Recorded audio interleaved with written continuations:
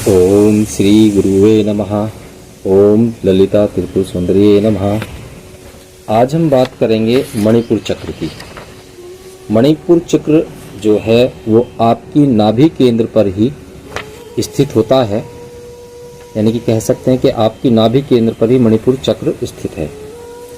तीन मुखी देवी मणिपुर चक्र में स्थित है। इनके एक हाथ में वज्र है और वे डामरी तथा अन्य सहायक ऊर्जाओं से घिरी हैं। वे रक्तवर्णी है और उनकी मज्जा में रहती हैं। इन्हें गुड़, गन्ने के रस को उबालकर जो बनता है वो बहुत ही पसंद है। वे अपने भक्तों को हर प्रकार के सुख पाने का आशीर्वाद देती हैं और देवी लाखनी का रूप रखती हैं।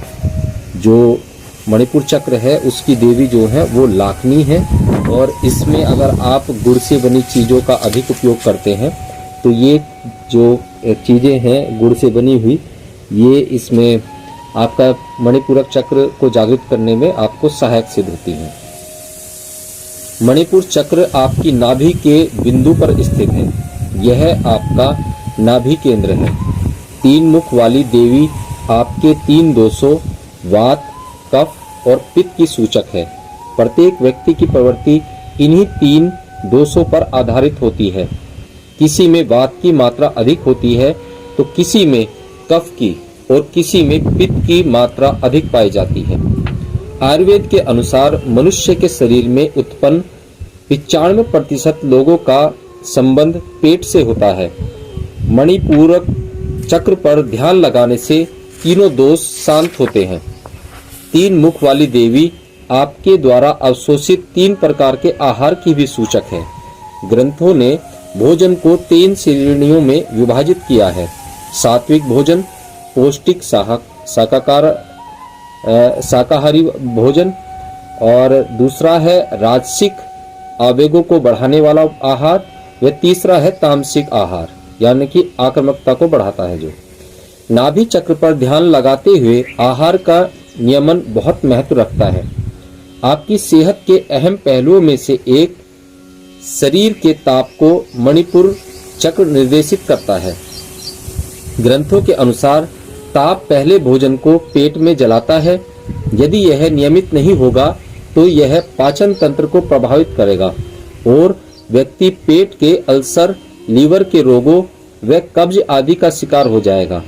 अगर आप अपने शरीर को पर्याप्त भोजन नहीं देते और आपका शरीर अतिरिक्त ताप से त्रस्त है तो आपका मुंह सूखा रहेगा, होंठ फट जाएंगे और आप उच्च रक्तचाप से ग्रस्त हो जाएंगे। देवी के हाथ में वज्र है।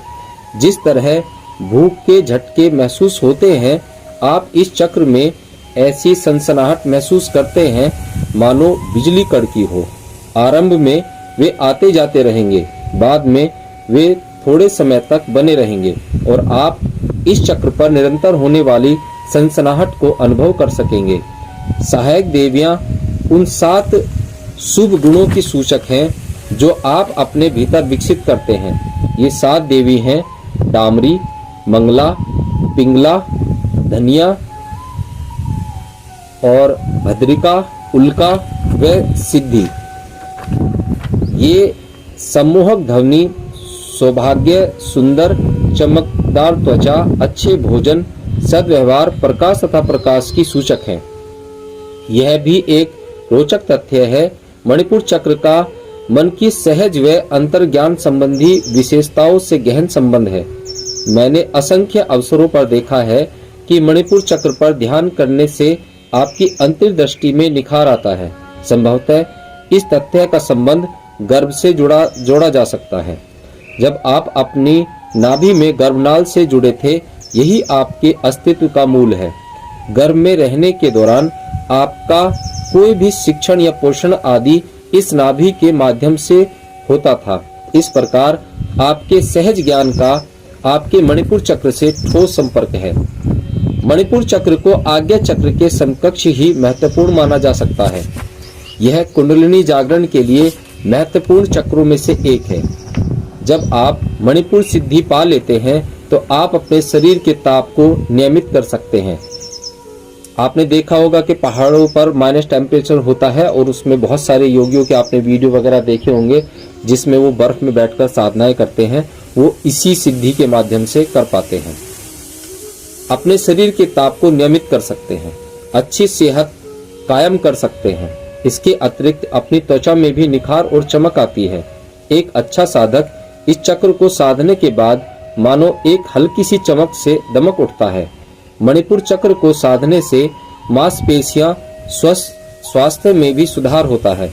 इस चक्र को साधने वाला एक गंभीर साधक लंबे समय तक भी भूख और प्यास को सहन कर सकता है। वह बहुत कम भोजन के साथ लंबे समय तक अपनी ऊर्जा बनाए रख सकता है। पेट भी आपके भय का स्थान है। जब आप भयभीत होते हैं तो सबसे पहले इसे अपने पेट में महसूस करते हैं। हमारे भय हमें अपनी पूर्ण संभावना तक जाने से रोक सकते हैं। इस चक्र को साधने से आपको जीवन की अनिश्चित परिस्थितियों में शांत रहने का भाव मिलता है। आपके भीतर एक प्रकार की भयहीनता का अनुभव होता है। जो लोग संघर्षों व अवांछित परिस्थितियों में व्याकुल और घबराया हुआ महसूस करते हैं, उन्हें मणिपूरक चक्र पर ध्यान लगाने से लाभ हो सकता है। देवी का वास मांस में है। इसका अर्थ है कि यह चक्र आपकी मांसपेशियों की लोच बनाए रखता है और इसमें जुड़ी कोई भी रोग चक्र साधने से दूर हो सकता है। मणिपुर पर गहन साधना के दौरान आपको अधिक से अधिक सात्विक भोजन ग्रहण करना चाहिए। इस चक्र का रंग है, देवी का नाम लाकनी है तो उनका बीज वर्ण लम है।